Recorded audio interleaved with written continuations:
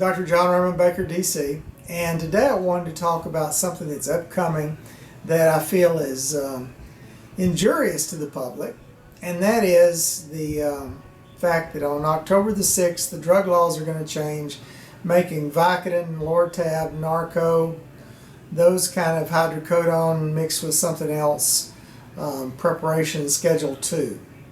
Now, currently, until October the 6th, they're Schedule 3, which means that family doctors prescribe it, pain management doctors can prescribe it, but with Schedule 2, you're going to see a lot of the family doctors quit prescribing hydrocodone in its many forms, i.e. Norco, Lortab, etc.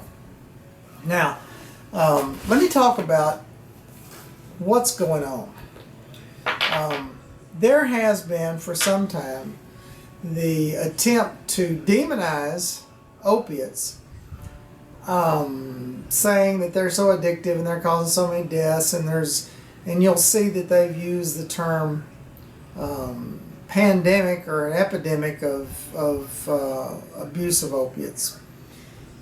The scientific studies that have been done, more than one, have shown that people who, in one study, for example, was with military people who didn't have a past history of abuse of opiates. When they were in this study, and they were being overseen by doctors, the one that prescribed the medications, less than 1% after 6 months developed issues with substance abuse. Now let me say that again because it's an important finding in more than one study.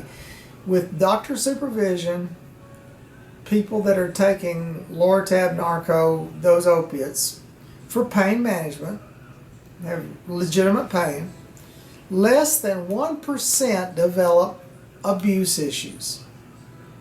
Now that's important because what it's saying is more than 99% of the people that take opiates for pain relief under a doctor's supervision do not develop substance abuse issues. Now, it's hard to find over 99% of anything that don't have problems.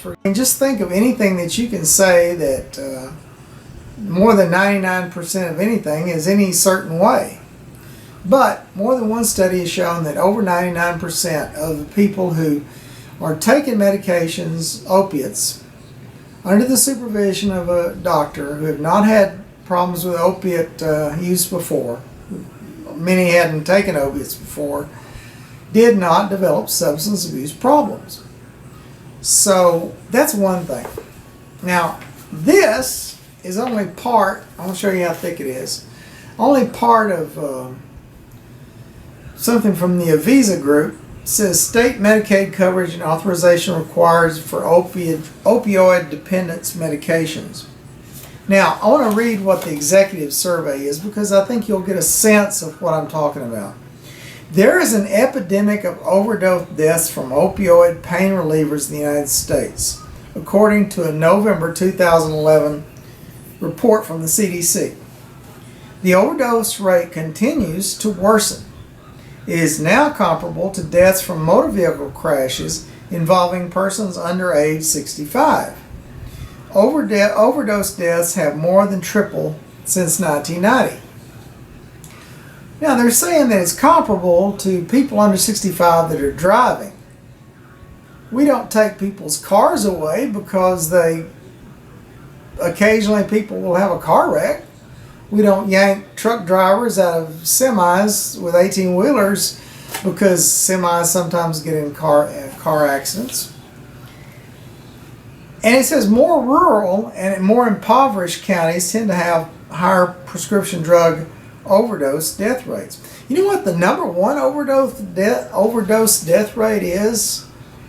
If I remember correctly, it's acetaminophen, and that's over the counter. It's also one of the main things that causes acute liver toxicity. But we haven't quit selling acetaminophen in Walmart and Walgreens and everywhere else. According to the CDC report, non-medical use, now that's where we're getting into this problem area.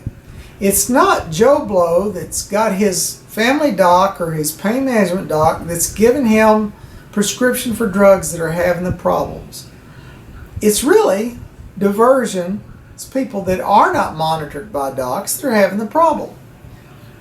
Non-medical use of opioid pain relievers costs U.S. insurers approximately $72.5 billion annually in healthcare costs. And I wanted to bear with me for a sec. And this is a huge report, and it's all in small print.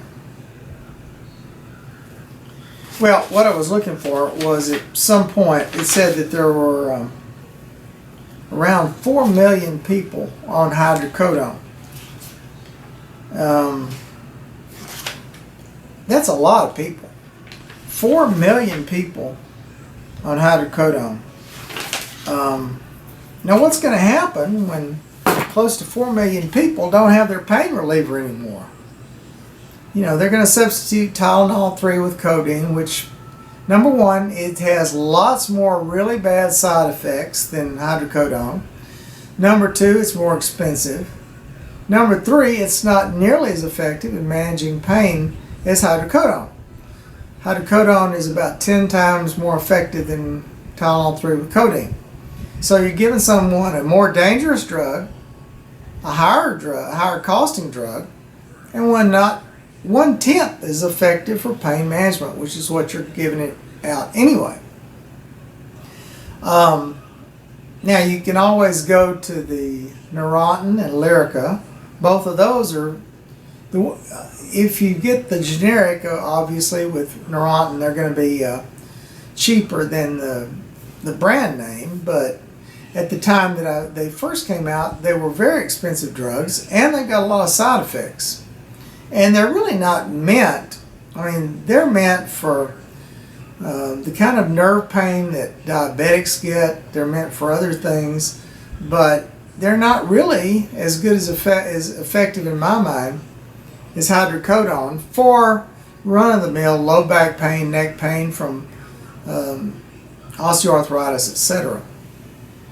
So what we're going to see is almost around 4 million or more who suddenly don't have access to the painkiller that's made them able to cope with life on a daily basis. And I think that we're going to have, they're talking about epidemic. You want an epidemic, you take people's pain relievers away from them. You're going to have an epidemic of people that are getting suicidal, people that are raging and they're irritable because they're in a lot of pain and they're going to be killing people. I think the death rate, both from suicide and homicide, is going to increase substantially after you take people's pain medicines away. Now here in Texas, we have the Intractable Pain Act that says that doctors should not be reluctant to administer that level of pain relieving medications that will adequately manage someone's pain. But the truth is, if you have the DEA right over your shoulder and the DPS looking at everything you prescribe, it makes doctors very, very uncomfortable that they could either A, lose their license, or B, get put in jail for prescribing appropriately, but maybe not the way the state troopers want you to prescribe, or the way some other people might want you to prescribe. So, why am I talking about it? I'm a chiropractic doc. I don't prescribe meds. I know a lot of people that really have legitimate chronic pain. It's not going away tomorrow, and they need something to manage their pain, to let them make it through the day and have some quality of life. Because if you've ever had serious pain, and I'm talking about a 9 or a 10 on the 0 to 10 scale, it's called the Wong-Baker. Well, you have the Wong-Baker face scale, and then you have the standard 0 to 10 scale. But nonetheless, if you're on that upper range, either on Wong-Baker or 0 to 10, and you've had that for a while, and someone takes your pain meds away, you're going to be living in a hellish setting. You know, your quality of life is not going to be great. And the pain can get so bad it disables you. So I look for a lot more people to file for disability. So you're taking a drug that's fairly effective, fairly cheap, and really, if it's under a doctor's supervision, over 99% of the people don't develop substance abuse problems. And you're substituting it with a drug that's 1/10 as effective in managing pain, has a lot more side effects, negative side effects, and costs more, or at least doesn't cost any less. And I just think from a public policy standpoint, that's just horrible. They found that in a survey about how people were reacting to this measure of making hydrocodone mixed with acetaminophen Schedule 2, that the people directly affected, patients and doctors who prescribe for those patients, are overwhelmingly against that measure. The people that are for the measure are people that are not in pain and they're not prescribing pain meds and they don't care less. So that it sounds good to say, oh, there's an epidemic and people dying from abuse of opioids, so we're going to pass the tough measures. Again, what you need to do is you need to stop the diversion, get it off the streets, and let's face it, in the early part of the 20th century, you had the passage of the Volstead Act, which made the sale and manufacture of alcohol illegal. Most people know it as prohibition. Prohibition was the main enabling act, if you will, for small local gangs in New York and Chicago to grow to national size and scope and become the organized crime, La Mafia, or the mob, or that we know about. Until something like the Volstead Act came about, they were just small regional gangs, but the money they got from bootlegging was what boosted them to that next higher level.